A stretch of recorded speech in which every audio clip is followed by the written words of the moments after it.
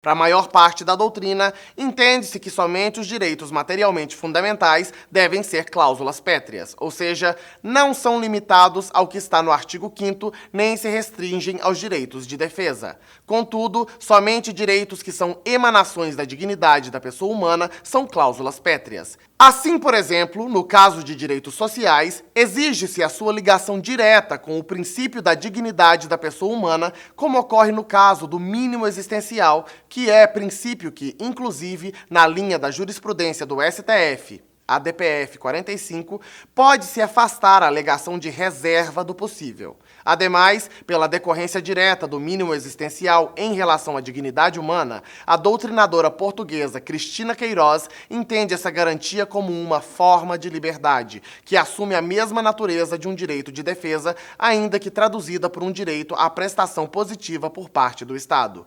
Por isso, o mínimo existencial prevalece sobre a reserva do possível. De toda forma, caberá ao Tribunal Constitucional aferir a natureza material do direito fundamental.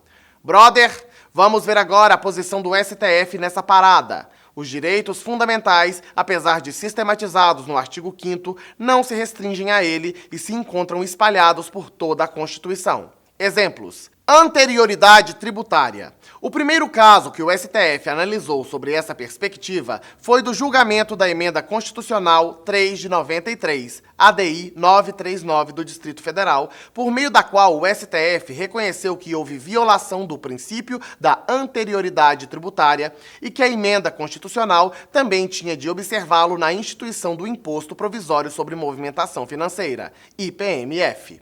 Foi decisão paradigmática que confirmou a possibilidade de ADI contra a emenda constitucional, bem como ressaltou que, apesar de não estar no artigo 5º, o princípio da anterioridade tributária, artigo 150, a linha B, Constituição Federal, é cláusula pétrea.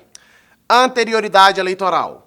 O segundo caso foi sobre o princípio da anterioridade da lei eleitoral. O artigo 16, Constituição Federal, no julgamento da Emenda Constitucional 52, que foi editada com reação à verticalização dos partidos impostas pelo TSE, ADI 3685, STF julga procedente para dar interpretação conforme, no sentido de que a inovação trazida no artigo 1º da Emenda Constitucional 52 de 2006 somente seja aplicada após decorrido um ano da data de sua vigência.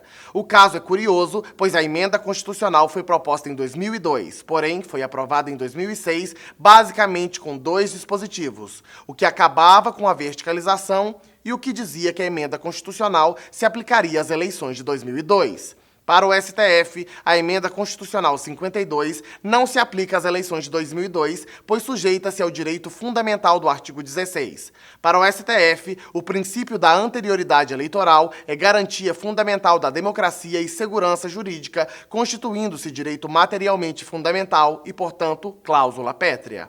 Observe aqui, amigão, que isso não significa afirmar que o STF entenda que todas as dimensões de direitos fundamentais são cláusulas pétreas. Como visto, no julgamento da DPF 33, não são todos os direitos fundamentais que constituem cláusulas pétreas, pois a interpretação até então tem sido restritiva. Assim, conforme previsão constitucional, apenas os direitos e garantias individuais são cláusulas pétreas, embora não estejam restritos ao artigo 5º. Exemplo, artigo 16, artigo 150, inciso 3, a linha B, etc. Professor te pergunta, atenção, será que é possível ampliar o rol de cláusulas pétreas por emenda constitucional? A resposta a esta questão deve ser dividida em 2 partes. Primeiro, prevalece o entendimento de que o poder reformador não pode criar outras cláusulas pétreas além das existentes, pois não teria legitimidade para tanto, cuja tarefa é de atribuição do poder constituinte originário.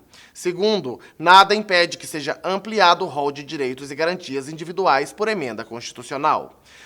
Não se trata, nesse caso, de instituição de nova modalidade de cláusula pétrea, embora haja extensão do seu conteúdo já existente. Por uma questão lógica, a própria redação original do parágrafo 2º do artigo 5º admite essa possibilidade. Exemplo, a Emenda Constitucional 45 incluiu o princípio de duração razoável do processo, bem como por meio da inclusão do parágrafo 3º do artigo 5º, que admite equiparação de tratados internacionais sobre direitos humanos com o quórum da Emenda Constitucional. Convenção sobre Direitos de Pessoas com Deficiência, Decreto número 6949 de 2009. Estes novos direitos e garantias individuais não podem ser abolidos. O primeiro, porque foi incluído na Constituição, o segundo, porque foi aprovado na forma do parágrafo 3º. Eita! Falamos das cláusulas pétreas, tá claro? Não? Limpa a sua tela aí então. Não funcionou? Então revisa a matéria, que o problema deve estar na falta de atenção da peça que está na frente da tela.